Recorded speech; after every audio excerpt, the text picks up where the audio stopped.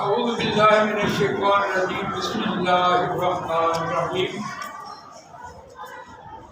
الذین آتیناہم الکتاب یتلونہ حق تلاوتہ اولئک یؤمنون بہ ومن یکفر بہ فاولئک هم الفاسقون صدق اللہ العظیم رب اشرح لی صدری ویسر لی امری واحلل عقدۃ من لسانی یفقهوا قولی اللهم ارنا الحق حقا وارزقنا اتباعه وارنا الباطل باطلا وارزقنا اجتنابه آمین یا رب العالمین۔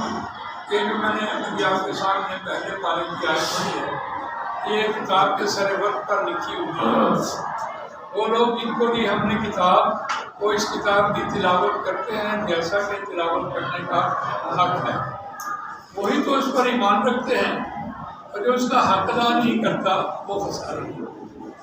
مانی آپ کو پتہ ہے اور آپ نے بات سمجھ بھی لی ہے، لیکن خصوصی طور پر آج آپ کے سامنے ایک بات رکھوں تاکہ ہمیں بیگ مسلمان ہونے کی اہمیت کا پتہ چلے کہ اللہ تعالیٰ نے ہمیں مسلمان کے گھر پیدا کیا، تو ہم اپنی آزاد مرضی سے کسی کے گھر نہیں پیدا ہوئے اور نہ ہم نے اپنا نام رکھا۔ یہ تو اللہ کی مہربانی ہے کہ کوئی روح آنی تھی، کوئی سکھوں میں آ جاتی، ہندوؤں میں آ جاتی، کوئی بدھ متوں میں آ جاتی، کوئی برما میں آ جاتی، کشمیر میں آ جاتی، کوئی اسرائیل میں آ جاتی۔ اللہ کی مہربانی ہے، اللہ تعالیٰ نے ہمیں اپنے کام کے لیے چنا ہے اور نبی اکرم صلی اللہ علیہ وسلم کی امت نے ہمیں پیدا کیا ہے۔ لیکن المیہ یہ ہے کہ ہمیں پتہ نہیں کہ ہم مسلمان کیوں ہیں۔ بات یہ ہے، اور یہ جو جس غرض کے لیے اللہ تعالیٰ نے نبی اکرم صلی اللہ علیہ وسلم کو دنیا میں مبعوث فرمایا، ان سے پہلے 1,24,00,000 پیغمبر بھی آئے تھے اور وہ بھی نیکی کا حکم دیتے تھے اور برائی کو روکتے تھے، لیکن اللہ تعالیٰ کو نیکی پھیلانا اور برائی کو روکنا انبیاء کرام کے ذریعے، یہ بات اللہ تعالیٰ کو وارا نہیں آئی۔ وارا پنجابی میں بہت اچھا لفظ ہے، اللہ کو وارا نہیں آئی یہ بات۔ اللہ تعالیٰ نے نبی اکرم صلی اللہ علیہ وسلم کو جس غرض کے لیے بھیجا، وہ غرض میں آپ کو ایک حدیث سے سناتا ہوں کہ نبی صلی اللہ علیہ وسلم نے فرمایا، اور بنی اسرائیل کا ایک واقعہ بتایا کہ اللہ تعالیٰ نے ایک بستی کو اٹھانے کا حکم دیا اور فرشتے واپس چلے گئے کہ اس بستی میں ایک ایسا شخص ہے جس نے عام پلک چھپکتے تیری نافرمانی نہیں کی، کتنا عبادت گزار ہے، متقی ہے، پرہیزگار ہے۔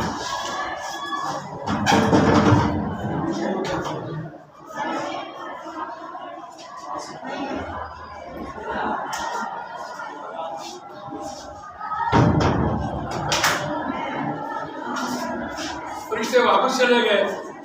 اللہ تعالیٰ نے فرشتوں کو یہ بات کہی کہ یہ کیسا میرا فرما بردار عبادت گزار بنتا ہے کہ میرا قانون ٹوٹ رہا ہے، میرا نظام ٹوٹ رہا ہے، میری نافرمانی ہو رہی ہے، اور یہ اپنی مست عبادات میں لگا ہوا ہے، پہلے اس کو اٹھاؤ پھر اس کے اوپر ساری مستی اٹھاؤ۔ مستند حدیث آپ کے سامنے رکھی ہے۔ اس کا مطلب یہ ہے کہ اللہ تعالیٰ نے انبیاء کرام کی جو نیکی کی دعوت تھی، اس کو 1,24,00,000 پیغمبر بھیج کر کتنی بڑی دنیا بنائی ہوگی۔ جس قبیلے میں جو خرابی موجود تھی، جو برائی موجود تھی، اس قبیلے، اس خاندان، اس علاقے کی اس برائی کو ختم کرنے کے لیے ایک ایک نبی بھیجا۔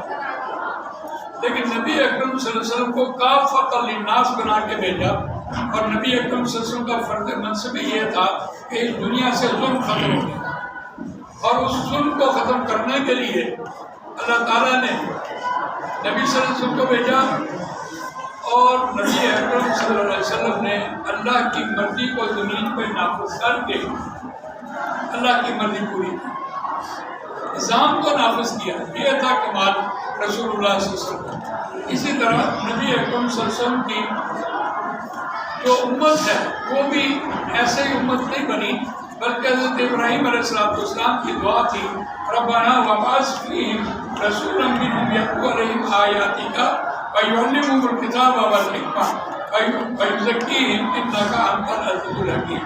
کہ ابراہیم علیہ السلام جب خانہ کعبہ کی تعمیر کر رہے تھے اس وقت 7 سال کی دعا مانگ رہے تھے، اور نبی اکرم صلی اللہ علیہ وسلم ان کی اس دعا کا ظہور ہے، اور نبی صلی اللہ علیہ وسلم حضرت اسماعیل علیہ السلام کی اولاد میں سے آئے اور یہ نظام کو نافذ کر کے اللہ کی مرضی زمین پہ پوری کی۔ اسی طرح ان کی اولاد میں سے ایک امت بنی اور وہ امت مسلمہ ہے جس میں ہم شامل ہیں، اور وہ فرض منصب آٹومیٹکلی وَكَذَلِكَ جَعَلْنَاكُمْ أُمَّةً وَسَطًا لِتَكُونُوا شُهَدَاءَ عَلَى النَّاسِ وَيَكُونَ الرَّسُولُ عَلَيْكُمْ شَهِيدًا، وہ ہم پہ ہمارے ذمہ آ گیا۔ اب ہمیں سمجھ آئی کہ ہم مسلمان کے گھر کیوں پیدا ہوئے، کیونکہ مسلم ہمارا یہ ذمہ ہے، ذمہ داری ہے کہ ہم قرآن مجید کو نافذ کریں۔ نافذ کا لفظ ایک ایسا جامع لفظ ہے کہ وہ اپنی ذات سے شروع ہوتا ہے اور پورے اجتماعی نظام کے اوپر نافذ ہو جاتا ہے۔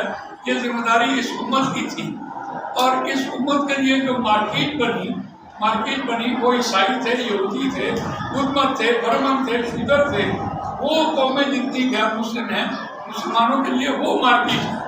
یوں سمجھیں کہ ایک آدمی فیکٹری لگائے اور اس کا ایک ڈسٹریبیوٹر بنائے، اور اس کے بعد ڈسٹریبیوٹر آگے سیل مین بنائے، تو جتنا اچھا سیل مین ہوگا اتنی فیکٹری زیادہ چلے گی۔ آپ کا کیا خیال ہے؟ بالکل اسی طرح یہ اس مثال کو ذرا دیکھتے ہیں۔ نبی اکرم صلی اللہ علیہ وسلم نے ایک فیکٹری لگائی ہے اور صحابہ اس کے ڈسٹریبیوٹر تھے، دین اسلام پیش کیا، پھیلایا، اور صحابہ اس کے ڈسٹریبیوٹر بنے، اور امت مسلمہ اس کی سیل مین ہے۔ جتنا اچھا سیل مین ہوگا اتنا نبی اکرم صلی اللہ علیہ وسلم کی شان اور اس کا دین جو ہے اللہ کا دین آگے پھیلے گا۔ آج ہم اپنی حالت دیکھتے ہیں، اب کیا خیال ہے میری گفتگو کے بعد کہ ہم کہاں کھڑے ہیں؟ شاید ہمیں قرآن پڑھنا ہی نہیں آتا۔ وہ جو قرآن پڑھنا نہیں آتا یہ کوئی بڑی بات نہیں ہے۔ بڑی بات اس لیے نہیں ہے کہ شیطان بھی اللہ نے ساتھ بنایا تھا اور دنیا بھی اللہ ساتھ لگائی تھی، تو امتحان بھی لینا ہے، کوئی حرج نہیں ہے۔ کسی بھی دور میں انسان کی آنکھ کھل جائے تو تب بھی آدمی اللہ تعالیٰ توبہ اس کی قبول کرتا ہے۔ اگر آج ہمیں سمجھ آنی شروع ہو جائے تو یقیناً ہم قرآن مجید پڑھیں، سمجھیں اور اس پر عمل کریں۔ جب تک ہم اس کو دوسروں تک پہنچاتے نہیں، ہم خیر الناس نہیں بنتے۔ خیرکم من تعلم القرآن وعلمہ بلغوا عنی ولو آیہ۔ رسول اللہ صلی اللہ علیہ وسلم نے فرمایا تم میں سے بہترین وہ ہے جو قرآن سیکھے اور سکھائے اور پہنچائیں میری طرف سے، خواہ ایک ہی آیت اس کے پاس کیوں نہ ہو۔ یہ جو ایک آیت کا پہنچانا ہے یہ اصل فرض منصبی ہے۔ یقیناً میں اور آپ اس درجے پر انشاءاللہ فائز ہیں اور ہو بھی جائیں گے، لیکن تھوڑی سی توجہ کے ساتھ۔ توجہ کیا ہے؟ دیکھیے رسول اللہ صلی اللہ علیہ وسلم کو جب نبوت اللہ تعالیٰ نے دی تو دنیا چھوڑ دی، دنیا نہیں کمائی، جبکہ تمام انبیاء کرام کچھ نہ کچھ اپنا کاروبار کرتے رہے۔ رسول اللہ صلی اللہ علیہ وسلم نے اپنا کاروبار نہیں کیا، اسلام کو پھیلایا، دین۔ اللہ تعالیٰ نے نبی اکرم صلی اللہ علیہ وسلم کو ہمہ وقتی اس کام کے لیے لگایا، لیکن امت مسلمہ کے لیے کتنا بڑا اعزاز ہے کہ اللہ تعالیٰ یہ نہیں کہتا کہ تم میرا کام ہمہ وقتی کرو، فل ٹائم کرو، یہ نہیں کہتا ہے ہمارے ساتھ، یعنی ہمارے دنیا کے روزگار میں ہمارے ساتھ لگائے۔ ذرا اب ہم دیکھیں دنیا کے اعتبار سے ہم نے اپنے ماں باپ کی فرما برداری کرنی ہے، نہیں کرنی ہے، روزی کمانی ہے، شادی کرنی ہے، اولاد کی پرورش کرنی ہے۔ کیا خیال ہے آپ کا؟ یہ ہماری دنیا نہ بنے گی، ہم روٹی کہاں سے کھائیں؟ تو منو ضرورت کیوں کرتا ہے نا۔ اللہ تعالیٰ نے ہمیں ایک 24 گھنٹے کا ٹائم ٹیبل دیا ہے۔ ٹھیک ہے، حلال کھاؤ، جھوٹ مت بولو، بے ایمانی مت کرو، ہیرا پھیری مت کرو، ملاوٹ مت کرو، چکر نہ دو، ساری باتیں فرض اپنا فرض سمجھو۔ نماز پڑھو، روزہ رکھو، حج کرو، زکوٰۃ دو، یہ ہمارے ساتھ لگائے، دنیا بھی اس کو ہمارے ساتھ لگائی، لیکن اللہ ہم سے مانگتا کیا ہے؟ اب ذرا غور کیجیے، اگر انسان اپنی آزاد مرضی سے، خوش دلی سے، اپنے وقت میں اللہ کو کچھ دے دے، یہ اللہ مانگتا ہے اس سے۔ یقیناً آپ دیکھیے، میں آپ کو کچھ اور عبادت کے بارے میں کچھ بتاتا ہوں، لیکن میں آپ سے عرض کروں 24 گھنٹے ہیں اور ہم نے سونا ہے۔ ڈاکٹر کیا کہتے ہیں 6 گھنٹے نیند لے لو پوری، اور میں کہتا ہوں آپ 8 گھنٹے سو لیں۔ 24 گھنٹے میں سے آپ 8 گھنٹے نکالیں، کتنے بچ گئے آپ کے؟ آپ نے 8 گھنٹے ڈیوٹی کرنی ہے روزی کمانے کے لیے۔ میں کہتا ہوں آپ 10 گھنٹے روزی کما لیں، آپ کے 18 گھنٹے ہو گئے۔ آپ کے پاس 6 گھنٹے باقی بچ گئے۔ 6 گھنٹوں میں آپ 2 گھنٹے نماز پڑھ لیں، کتنے گھنٹے بچ گئے آپ کے؟ 4 گھنٹے بچ گئے۔ 2 گھنٹے والدین کی فرما برداری کر لیں، 1 گھنٹہ آپ فٹ بال کھیل لیں، آدھا گھنٹہ آپ دوستوں کے ساتھ بیٹھیں، ماحول بنائیں، آدھا گھنٹہ تو اللہ کو دیں۔ آج آپ موبائل پکڑ لیں، آدھا گھنٹہ موبائل پکڑیں اور اس موبائل سے ہر دوست کی خبر گیری کریں، پیکج کرا دیں، ہر دوست کا نمبر اپنے پاس رکھیں اور اسے پوچھیں فجر پڑھی، ظہر پڑھی، عصر پڑھی، یہ دیا اس لیے اللہ نے، یہ اللہ ایسے نہیں آ گیا ہمارے پاس کے منہ میں، اس لیے دیا، اس سے انقلاب آتا ہے۔ اور انہوں نے جس غرض کے لیے یہ دیا تھا وہ خود پریشان ہے کہ آج افریقہ کے جنگلوں میں سے بھی اس پہ قرآن مجید کی تلاوت آ رہی ہوتی ہے۔ دین کو پھیلانے کا بہترین ذریعہ ہمارے ہاتھ میں ہے، جتنا ہم نے اس سے کام دین کا لیا ہے۔ کمپیوٹر سے یہ کتابیں لکھی ہیں، کتاب ہم قلم سے نہ لکھ سکتے، وہ دور قلم والا تو شاید اب واپس نہ آئے، لیکن اس نے ہمیں بہت فائدہ دیا ہے، تو اس سے ہم یہ فائدہ لیں، یہ فائدہ اٹھائیں گے۔ آج آپ دیکھیے ویڈیوز بن رہی ہیں قرآن مجید کے حوالے سے، شائع ہو رہی ہیں، لیکن اللہ کیا مانگتا ہے؟ اللہ جان مانگتا ہے، وقت مانگتا ہے۔ یہ اگر آپ اس پر وقت لگائیں تو یہ آپ کے لیے بہت کارآمد ثابت ہو سکتا ہے۔ اور میں نے تمہیداً کچھ آپ سے عرض کیا ہے، آپ کو تیار کرنے کے لیے، آپ کی ذہن سازی کرنے کے لیے، اگر بات سمجھ آ گئی ہے تو آپ سے میں وعدہ نہیں لینا چاہتا، لیکن وہ وعدہ جو ہے وہ آپ کا اللہ کے ساتھ ہے۔ اندازہ لگائیے، اگر آپ اپنا فارغ وقت اللہ کو دے دیں، آپ کو بہت سے پوچھیں، اللہ آپ کا کام کا وقت آپ سے نہیں لے۔ میں نے کیا کہا؟ اگر آپ اپنا فارغ وقت اللہ کو دے دیں، اللہ آپ سے آپ کے کام کا ٹائم نہیں لے گا، اللہ آپ سے راضی ہو جائے گا۔ آپ نے فارغ وقت دیا ہے اور ہم فارغ وقت کدھر لگا رہے ہوتے ہیں، اور وہ تو ہمارا ٹائم ٹیبل ہی نہیں ہے۔ اچھی طرح سمجھیں، ایک آدمی اس کی تنخواہ 10,000 ہے، مالک اس کو 1,000 روپے اور فری دے دیتا ہے، کتنا خوش ہوگا بتائیے؟ بغیر مانگے مالک نے دے دیا۔ اور اگر وہ کہیں مانگ لے تو پھر مالک کیا کرے گا؟ مشکل ہو جائے گا چلیے دینا۔ خود اعزازی طور پر وہ دے رہا ہے، اللہ ہم سے اعزازی طور پر اپنا وقت مانگ رہا ہے، یہی بندگی ہے۔ ورنہ فرشتے تو غیر بات ہے، فرشتے سے بہتر ہے انسان بننا، مگر اس میں لگتی ہے محنت زیادہ۔ آپ فرشتوں کے ساتھ یہ دنیا لگائی ہے اللہ تعالیٰ نے؟ نہیں، انسان کے ساتھ لگائی ہے۔ جب انسان اللہ کی طرف جا رہا ہوتا ہے اور شیطان کو پسے پشت پھینک رہا ہوتا ہے تو اللہ اس وقت اپنے فرشتوں میں ذکر کر رہا ہوتا ہے کہ دیکھو یہ میرا بندہ، یہ میری حمد بیان کر رہا ہے، میری تعریف بیان کر رہا ہے۔ ہمارے ساتھ تو یہ ٹھیک دنیا کے نہیں ہے۔ اس اعتبار سے جتنا آپ فارغ وقت دیں گے اتنا اللہ کو قابل قبول ہوگا۔ یاد رکھیے، فارغ وقت دینا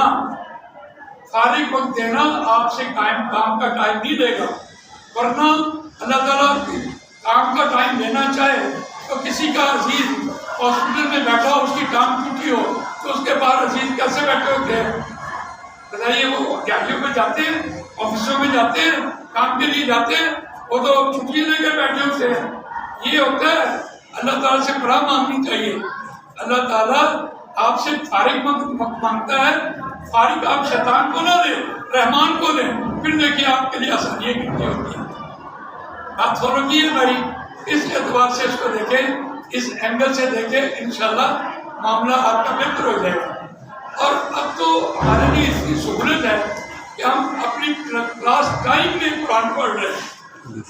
اس کو نافذ کرنا، اس کو یہاں تک لے کے آنا خیر سے خالی نہیں ہے، لیکن اس کے پیچھے ایک پورا نظریہ ہے۔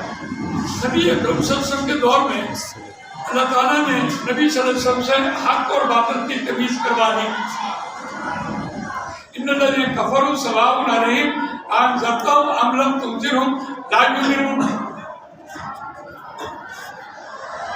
بے شک وہ لوگ جنہوں نے انکار کیا، اور آپ انہیں ڈرائیں یا نہ ڈرائیں، وہ ایمان لانے والے نہیں ہیں۔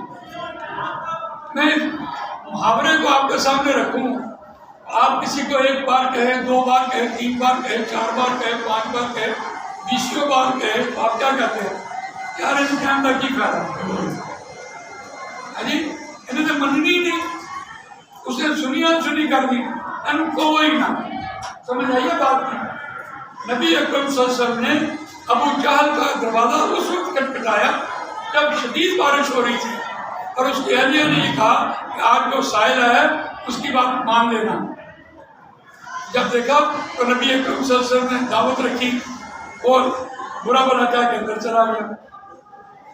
کہاں تک حجت پوری کی ہے نبی اکرم صلی اللہ علیہ وسلم نے؟ ایسے ہی نہیں اللہ نے کہا ختم اللہ علی قلوبہم وعلی سمعہم وعلی ابصارہم غشاوۃ ولہم عذاب عظیم۔ یہ بات مکمل ہوئی ہے اس دور میں، لیکن یہ کام دنیا میں ہونا باقی تھا۔ یہ کام قرآن مجید کے ذریعے دنیا میں ہونا باقی تھا۔ قرآن مجید کی تعلیمات عام ہو گئی۔ اب ایمان لانے والے آ جاؤ، اس کو رد کرنے والے چھٹی ہوتا ہے۔ ضروری تھوڑی ہے کہ ہر آدمی اس پر ایمان لے آئے۔ دیکھیے منافق، ان المنافقین فی الدرک الاسفل من النار، جو منافق ہے وہ نچلے آگ کے نچلے گڑھے میں ہوگا۔ قرآن کہہ رہا ہے منافق کا ہندوؤں میں پیدا ہوئے، سکھوں میں پیدا ہوئے، عیسائیوں میں پیدا ہوئے، بدھوں میں پیدا ہوئے، نہیں۔ منافق جب پیدا ہوتا ہے مسلمانوں کے اندر ہوتا ہے، زبان سے کلمہ پڑھتا ہے، عملی طور پر عمل نہیں کر رہا ہوتا، وہ منافق ہوتا ہے۔ رسول اللہ صلی اللہ علیہ وسلم نے اس کی نشانیاں بتائی ہیں۔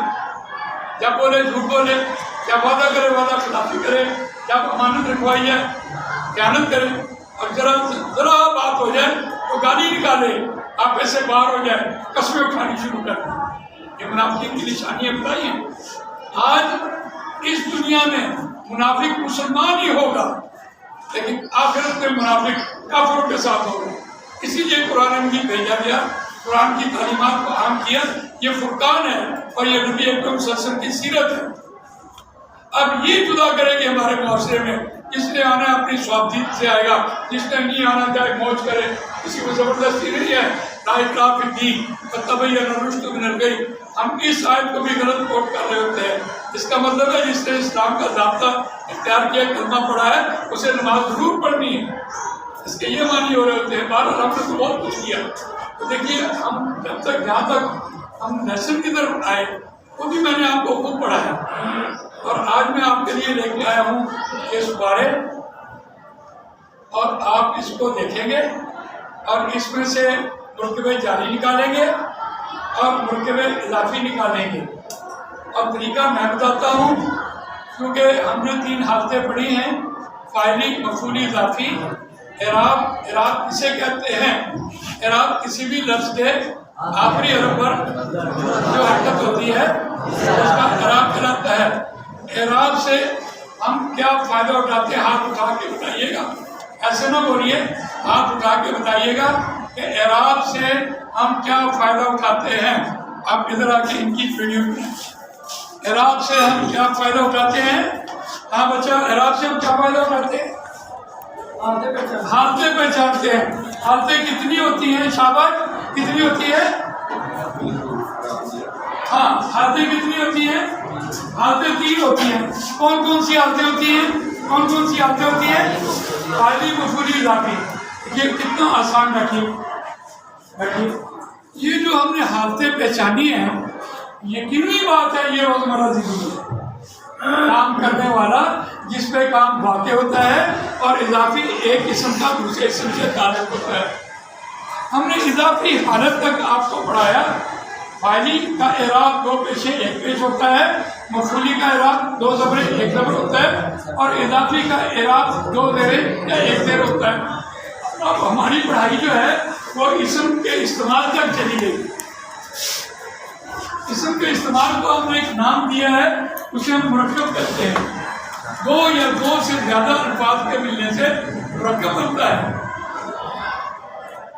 ہم نے بنایا کتاب و قلم، کتاب او قلم مرکب بنا لیا۔ مرکب کی پہلی مرکب ناقص کی پہلی قسم ہم نے پڑھی ہے مرکب جاری۔ پہلی قسم ہم نے پڑھی ہے، اور یاد رکھیے مرکب ناقص جسے ہم کہہ رہے ہیں ہماری روزمرہ زندگی میں اس کا بڑا مطلب ہے۔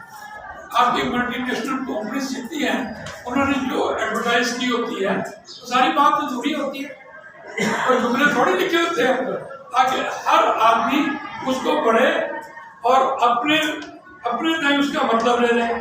جیو کیا مطلب؟ جینے لو، دل کی بات، دل مانگے، دل مانگے۔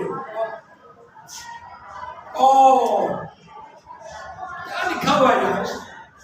جو پڑھے گا اندر جو کچھ ہے وہ باہر نکل آئے گا۔ آپ یقین جانیے اگر میں آپ کو اس کی ایک مثال دوں تو باہر کچھ نہیں ہے اندر۔ اگر میرا ضمیر گندا ہے تو میں جسے دیکھوں گا اس گندی نظر سے دیکھوں گا، اور اگر میرا ضمیر نیک ہے، متقی ہے، پرہیزگار ہے تو میں اس کی طرف دیکھوں گا ہی نہیں۔ عشق کی چوٹ تو پڑتی ہے ہر ایک پر یکساں، صرف کے فرق سے آواز بدل جاتی ہے۔ اصل تو انسان کے اندر ہی ہے سب کچھ، وہ اس سے دیکھ رہا ہوتا ہے جو مرضی باہر ہوتا رہے، وہ اپنے اندر سے اپنے ضمیر سے دیکھ رہا ہوتا ہے۔ بہرحال اس اعتبار سے دیکھیے جو میں عرض کر رہا تھا کہ مرکب ناقص کی اپنی اہمیت ہے، لیکن مرکب تام جب ہم کہہ رہے ہوتے ہیں تو بات جملہ ہوتا ہے، بات فکس ہو جاتی ہے۔ مرکب ناقص میں جو ہم نے پہلی قسم پڑھی ہے اس کے ہم نے دو جز پڑھے ہیں، ایک حرف جار ہوتا ہے اور دوسرا مجرور ہوتا ہے۔ مجرور اصل میں اضافی حالت ہوتی ہے اور اس کی علامت دو زیریں یا ایک زیر ہوتی ہے۔ دیکھیں ہم نے دیکھا کہ کوئی بھی اسم اضافی حالت میں خود بخود نہیں آتا۔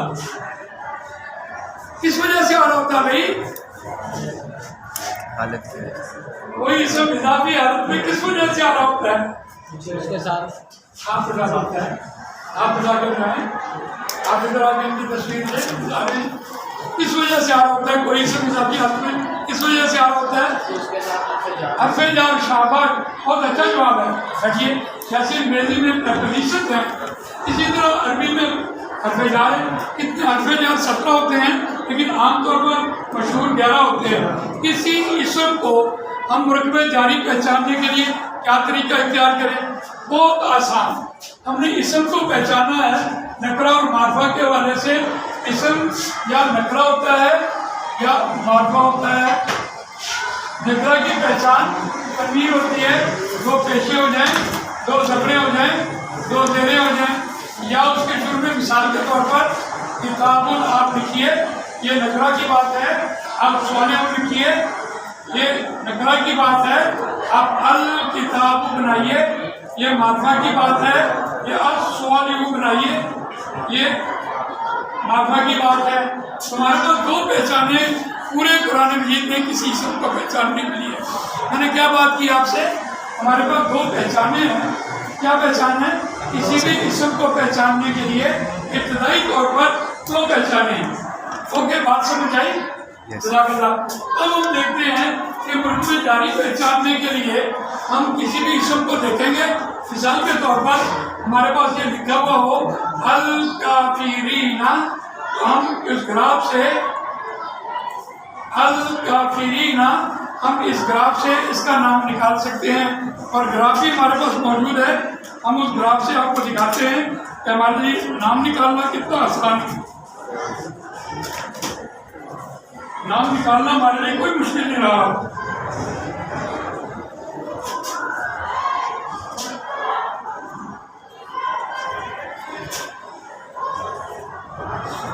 دیکھیے اس گراف سے ہم نام نکالتے ہیں حالت کے اعتبار سے، وسعت کے اعتبار سے، عدد کے اعتبار سے، جنس کے اعتبار سے. اور اگر ہم اس کو دیکھیں ہم کیسے اس کا نام نکالیں.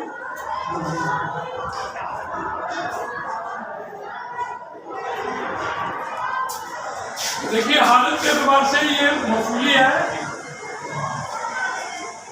اور یہ اضافی بھی ہے. وسعت کے اعتبار سے معرفہ ہے، عدد کے اعتبار سے یہ جمع ہے اور یہ مذکر بھی ہے. اور ہم نے اسے اسم پہچانا. ہمارے پاس پہچان اسم کے لیے الف لام لگا ہوا. پورے قرآن مجید میں ہمارے پاس یہ میتھڈ ہے. ہم پہلے نام نکالیں پھر اس کا نام نکالیں. اگر اس کے شروع میں ہم علا لگائیں، علل کافرین، اب دیکھیے یہ ایک مرکب بنا، یہ مرکب جاری بنا کیونکہ یہ اضافی حالت میں چلا گیا. علا نے اس کو پریپوزیشن نے اس کو حالت مفعولی اس کی ختم کی اور اس کو اضافی حالت میں لے آیا. اب یہ مرکب جاری ہے، یہ حرف جار ہے اور یہ مجرور ہے. ہمارے پاس ایک قاعدہ ہے کافروں پر. یاد رکھیے قرآن مجید میں جہاں بھی مرکب جاری آیا وہاں اسے خبر نہیں بتائی. جس طرح آخر ناقص ہے، بات ناقص ہے، اگر خبر بتا دیتا تو رسول اللہ صلی اللہ علیہ وسلم کے دور میں یہ بات فکس ہو جاتی. خبر اس لیے نہیں بتائی، بات ابھی بعد میں قیامت جاری ہے. اب جب آپ قرآن پڑھیں گے تو آپ کو اندازہ ہوگا کہ بات حال کی ہو رہی ہے یا آگے مستقبل میں چلی ہے. تو اتنی بڑی افادیت کی بات ہے. آہستہ آہستہ انشاءاللہ یہ ٹھیک ہو جائے گا. ہم نے اس کی دوسری قسم کل پڑھی تھی مرکب اضافی. مرکب اضافی کے دو جز ہوتے ہیں، ایک مضاف ہوتا ہے اور دوسرا مضاف الیہ. دیکھیے یہ ٹرمنالوجی ہے، ایک اصطلاحات ہیں جو ہماری اردو میں کم بولی جاتی ہیں، لیکن ہم ان اصطلاحات کو کیسے سمجھیں. مضاف کیا ہوتا ہے؟ مضاف کیا ہوتا ہے؟ ہاتھ کھڑے کر بتائیے. مضاف کیا ہوتا ہے؟ شاباش. مضاف کیا ہوتا ہے؟ ہر وہ چیز جس کا کسی کے ساتھ تعلق ہو وہ مضاف ہوتا ہے. لگی تشریف رکھے. اچھا بھائی، ہر وہ چیز جس کا کسی کے ساتھ تعلق ہو وہ مضاف ہوتا ہے. ایسی عجیب سی بات ہے. اگر یہ بات عام ہو جائے ہر وہ چیز جس کا کسی کے ساتھ تعلق ہو وہ مضاف ہوتا ہے تو پھر نتیجہ کیا نکلتا ہے کہ یہ چیز میری نہیں ہے، میں کیوں اس کو ہاتھ لگاؤں، لہٰذا اس سے چوری ختم ہو سکتی ہے. اصل میں یہ ہماری اردو میں رائج الوقت نہیں ہے، یہ زبان نہیں ہے. اس لیے ہم کہتے ہیں نا اردو میں میں نے پانی پینا ہے، میری ضرورت پوری ہوتی ہے. لیکن یہ عربی ہے. کتاب الولد، لڑکے کی کتاب. دیکھیے لڑکے کی کتاب میں ہمیشہ جس کے ساتھ تعلق ہوتا ہے وہ مضاف الیہ ہوتا ہے، وہ پہلے آتا ہے. اور منطقی بات ہے کہ پہلے مضاف الیہ ہوگا تو مضاف آئے گا، ورنہ چیز کی نسبت کیسے ہو سکتی ہے کسی کے ساتھ. آپ سمجھ آئیے. اردو میں یہ بات یاد رکھیے. اور کتاب جو ہے یہ اس کا تعلق ہے، یہ مضاف ہے. لیکن عربی میں ہمیشہ مضاف پہلے آئے گا. کتاب ولدی، لڑکے کی کتاب. یہ لڑکا خاص ہے اور اس کی کتاب ہے. دیکھیے کتاب یہاں لڑکے کے ساتھ اس کے تعلق ہونے کی وجہ سے خاص ہے. یہ اس طرح بھی ہو سکتا ہے کتاب ولدی، کسی عام لڑکے کی کتاب. یہ یعنی مضاف الیہ کی پکی پہچان ہمیشہ اضافی حالت میں آئے. لیکن یہ کتاب جو ہے وہ خاص ہے لڑکے کی، کسی عام لڑکے کی، کسی خاص لڑکے کی. ایک کرسی آپ کے استاد کی ہے، ایک کرسی آپ کے پرنسپل کی ہے، تو دونوں تو خاص ہے، آپ کی تو نہیں. سمجھ آئیے بات کی. اس اعتبار سے مرکب اضافی میں ہمارے پاس تیسری مثال آئی ہے. اسم آئیے کہ مضاف نہ الف لام لاتا ہے نہ تنوین لاتا ہے. یہاں تک ہم پہنچ گئے ایک اعتبار سے. دیکھیں کوئی بھی اسم اضافی حالت میں صرف دو طرح سے ممکن ہے، تیسری کوئی وجہ نہیں ہوتی. یعنی یا اس کے شروع میں حرف جار ہوگا، یا اس کے شروع میں حرف جار ہوگا، اور یا اس کے شروع میں مضاف ہوگا. تیسری کوئی وجہ نہیں ہے کہ کوئی اسم اضافی حالت میں ہے. بڑی اتھینٹک بات ہے. لیکن آپ کو آج ایک اور بات میں نے بتانی ہے کہ جب ہم کہہ رہے ہوتے ہیں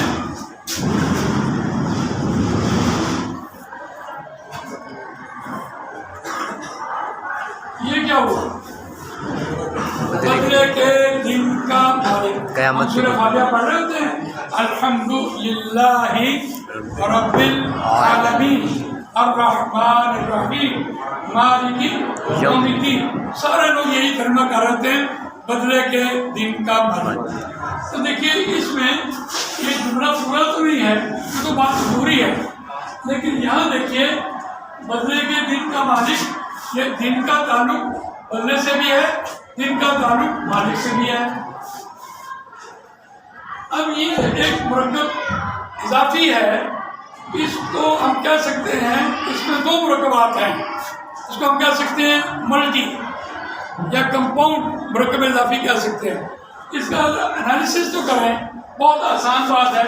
اچھا یوں کرتے ہیں، ہمیشہ اردو میں مضافہ پہلے آتا ہے اور عربی میں مضاف پہلے آتا ہے. یہ بات اصولی آ گئی ہمارے سامنے.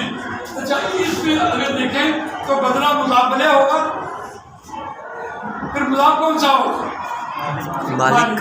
شاباش، یہ بات آسان سمجھ آئی.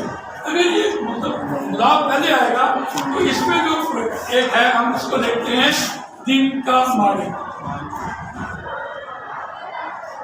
اور اب کیا کریں؟ بدلے کا دن.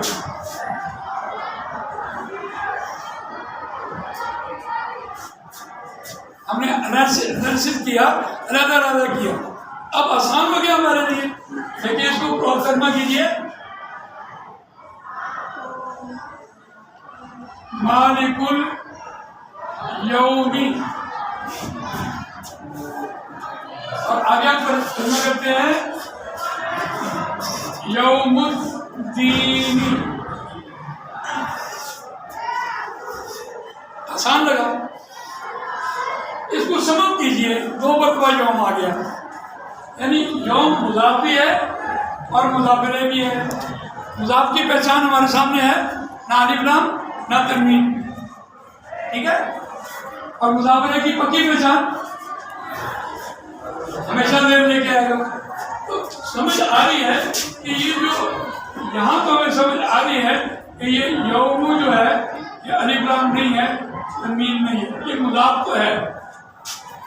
اور یہاں یہ مضاف الیہ بھی ہے.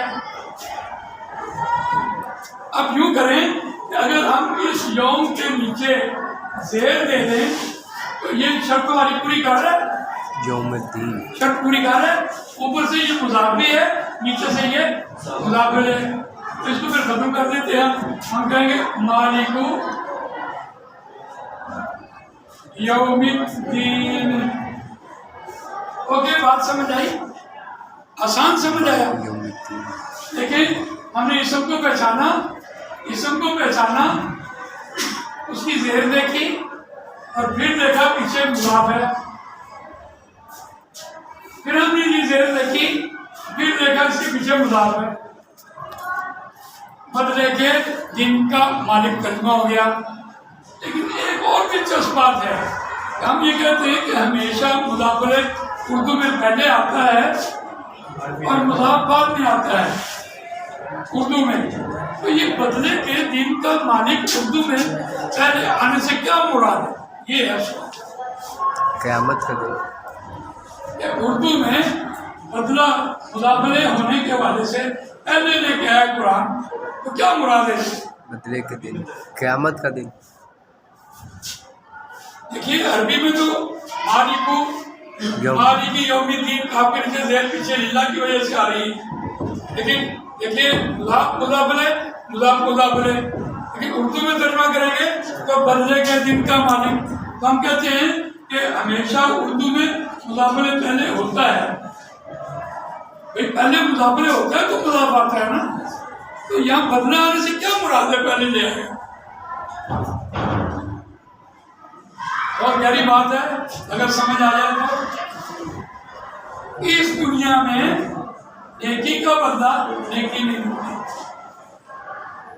بدی کا بدلہ بدی نہیں ملتا. اس لیے انسان احسان نہیں کرتا، نیکی نہیں کرتا. کیا سمجھ آئیے؟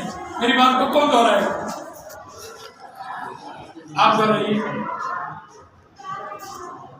اس دنیا میں نیکی کا بدلہ نیکی نہیں ملتا اور بدی کا بدلہ بدی نہیں ملتا. اس لیے انسان احسان نہیں کرتا، نیکی نہیں کرتا. اس کے لیے اللہ نے کہا کیونکہ تمہیں بدلے کی ضرورت ہے، بدلہ مانگتے ہو، اس لیے میں بدلہ آخر میں دوں گا.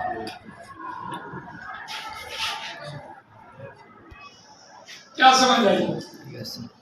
اس لیے پہلے لایا گیا الحمدللہ رب العالمین الرحمن الرحیم مالک یوم الدین. اللہ کی صفات میں سے آئی ہے اور انسان کے اندر وہ ایک ایسی جستجو پیدا کرنا چاہتا ہے کہ اس دنیا میں تم نیکی کرو، احسان کرو، تمہیں اگر نہیں ملتا تو نہ ملے، میں آخرت میں تمہیں ملتا. یہ میری شان ہے. اگر اس پر ہمارا ایمان ہو تو پھر ہم نیکی بھی کریں، احسان بھی کریں. یہ اس کا رب تھا پہلے آنے کے والے سے. بات کلیئر ہوئی؟ حالت ہم نے آج کیا پڑھا ہے؟ مرکب اضافی کمپاؤنڈ پڑھا ہے اور وہ کمپاؤنڈ بھی اس طرح ہوا کہ دو مرکبات ہم نے پڑھے ہیں اور وہ دونوں مرکب اضافی تھے. مرکب اضافی بھی ہو سکتے ہیں، مرکب جاری بھی اس کے ساتھ لگ سکتا ہے. ہم اگر اس کی قرآن مجید سے پریکٹس کریں تو وہ غلط نہیں ہوگا. لیکن ایک بات اور پریکٹس کر لیتے ہیں ایک جملے کی، اس کے بعد میں آپ سے عرض کروں گا کہ آپ قرآن مجید کھولیں اور قرآن مجید سے اس کی مثالیں نکالیں. یقیناً آپ نے پھر نکالی بھی ہوں گی. نکالی نکال کوئی مرکبہ جاری مثالیں کتنی نکالی آپ نے گن کے بتائی ہے؟ 12. ایک ہی صفحے سے جی ایک ہی صفحے سے 12 نکال. ایک صفحے میں بہت اچھا. یعنی قرآن مجید کے ایک صفحے سے انہوں نے مرکب جاری کی 12 مثالیں نکالی ہیں. شاباش، بیٹھیے، بہت اچھی بات ہے. اور کسی نے کام کیا ہو؟ جی کتنے بچا؟ مرکب جاری 7 نکالی ہیں، مرکب اضافی 4. Very good. دیکھیے کیا کہہ رہا بچہ. انہوں نے اس چھوٹی سی بیٹھی قرآن مجید کے اس ایک قاعدے سے قرآن کھولنا شروع کیا. اصل بنیادی بات یہ تھی. اور اب دیکھتے ہیں، ایک آپ کو میں اشارہ کر رہا ہوں ایک جملے کی طرف، اور اس جملے کو ہم دیکھتے ہیں پھر انشاءاللہ اس پر تھوڑی سی غور و فکر کریں گے. بہت ہی قیمتی بات ہوگی اور وہ یہ ہے بادشاہ کے وزیر کے غلام کے گھر کا دروازہ. اردو میں ہمیشہ مضافر پہلے آتا ہے، بات درست ہے، اور اردو میں ہمیشہ مضاف بعد میں آتا ہے. اور اس عبارت میں مضافر کون سا ہوا؟ شاباش، بادشاہ مضافر ہوا. اور اس عبارت میں مضاف کون سا ہوا جو سب سے آخر میں آیا؟ دروازہ. بہت اچھا. اس کو انالیسس نہ کر لیں. بات یہاں سے شروع ہوگی کہ نہیں؟ تو دیکھیے گھر کا دروازہ،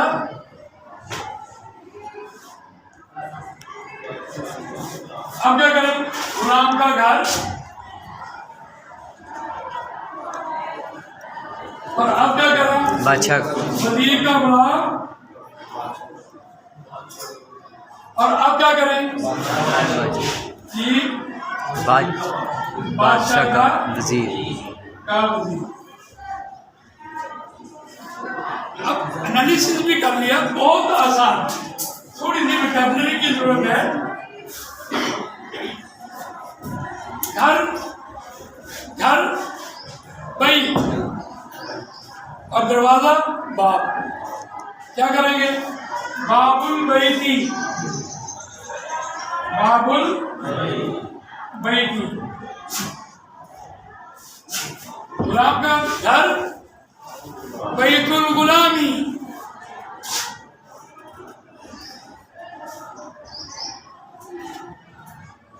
بیت الغلامی. آگے غلام الوزیری.